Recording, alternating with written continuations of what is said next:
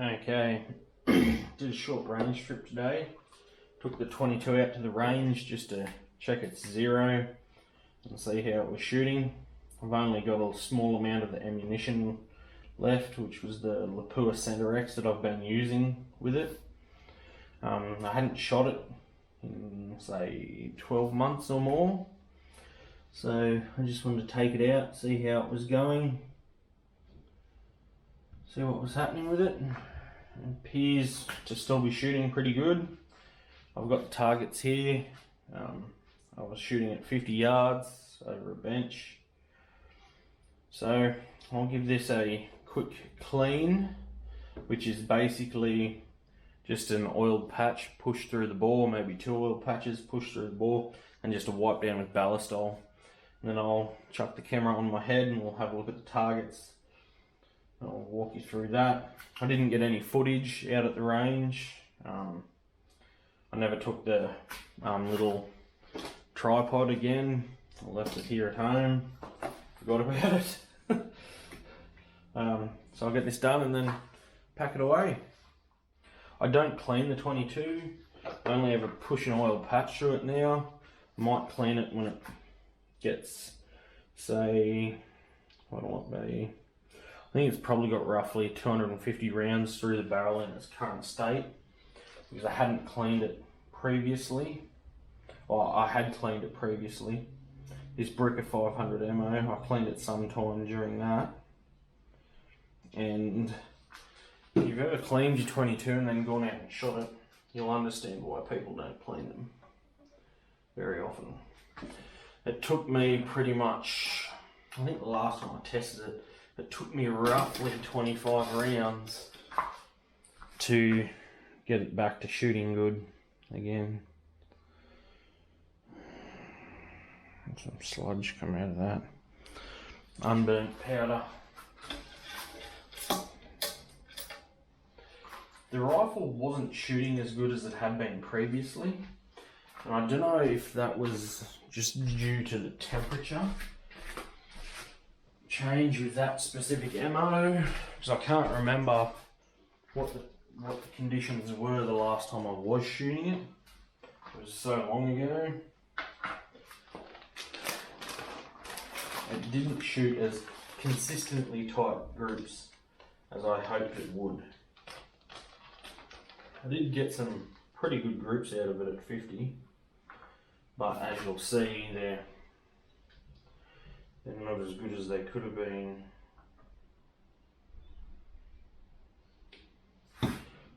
Oil on here. This will probably be the last patch that I push through it. I probably could have pushed a dry patch through it first, just to get any of the real chunks of unburnt powder out, but as you can see, that oiled patch come out pretty clean anyway. I've only got 120 shots out of that 500 left.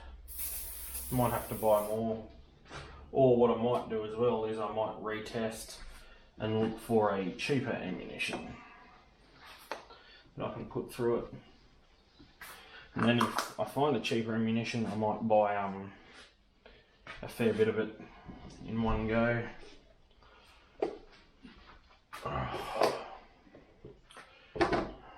One thing I like about shooting the 22, no actual bore cleaning involved. It's just pushing oil patches through the barrel.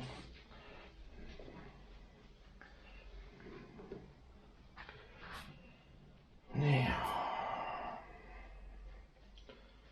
see if I can get this over here. Yep. Rather clean.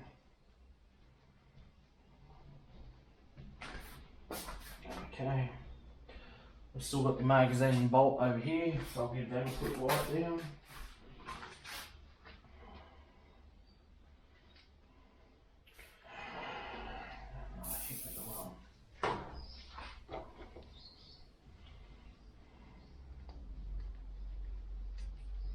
I did have a lot of feeding issues with this today.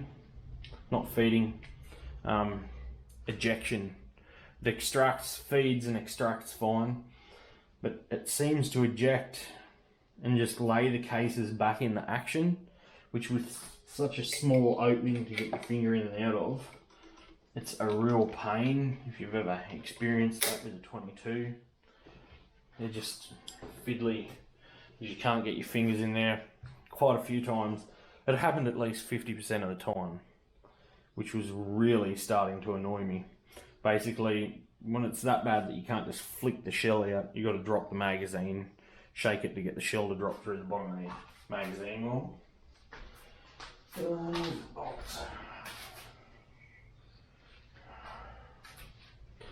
If I take this out again, even though, have a look at these targets, if I take this out again and it continues to do this, I'll either have to get it looked at or I'll look at moving the rifle on. I'll sell it and look at getting another type of 22. Might get one of the Lithgow LA 101s.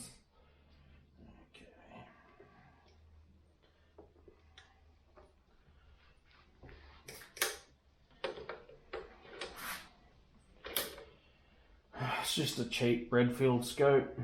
It's a Revenge Fineplex 6 to 18, I think they are. It's fine for what it is on a 22. I don't do any dialing with it, it's just set and forget for hunting, basically, and for target shooting. Okay, so that's pretty much that cleaned and done.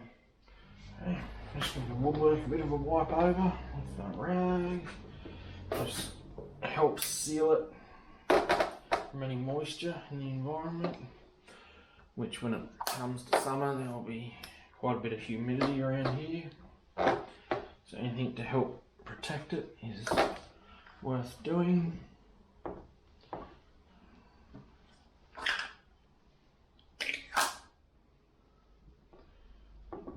Okay, that's that done.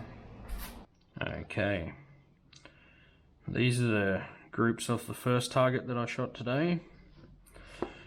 Shot this nice little group here. It had this one flyer over here. Shot this other nice little group. Again, I had a flyer. And I come over here, shot this group. These are all at 50 yards too, by the way. Again, it's not exactly as tight as I'd like it to be. If I could get a group like this and have it all in there and not have the flyer, or even better yet, this minus that flyer, that'd be better. I shot this nice little group again. We're starting to eliminate that flyer. And then this little group, which again is quite good. Then after this target, we had a break to change targets. So we changed to this second target of the day. And quite honestly, I do not know what the hell happened here between the first target and the second target, because as you can see, this was the first group. I shot all the groups left to right, top to bottom, and as you can see, this has opened up substantially. Same with this second group. I've got 2 in there, actually that might be 3 in there, 1 in there and 1 in there. These are all 5-shot groups, same as the first target. Then we come along to this end target. We're starting to tighten back up again, but we've still got sort of flyers off to either side.